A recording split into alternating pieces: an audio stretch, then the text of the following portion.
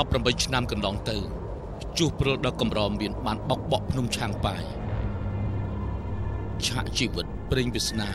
បាននាំឲ្យខ្ញុំមកដល់ខ្លោងទ្វាររួចរស់ជីវិតឡើងវិញ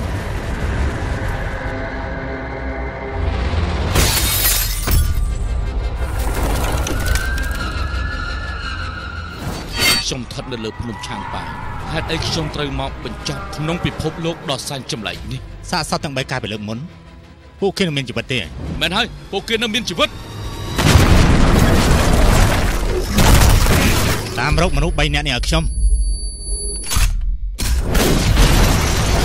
ចាប់ទៅពេលនេះទៅទុំថាលោកអត់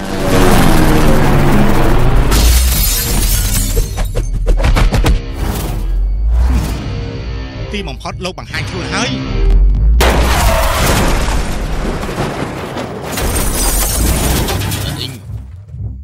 យើងមិនឲ្យឯងរួចខ្លួនទេ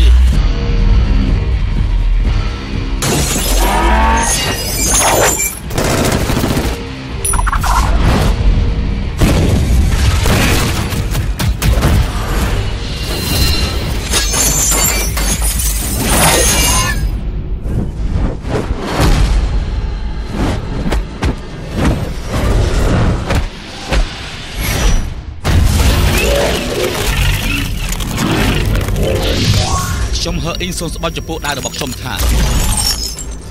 ទោះបីលំបាកchẳngណាខ្ញុំនឹងស្វែងរកកងមាសឲ្យឃើញប្រគល់ថ្វាយអន្តរិកមហាមេជើងលុបលាងគេឈ្មោះដែលទទួលការអាម៉ាស់ជាង400ឆ្នាំមកនេះ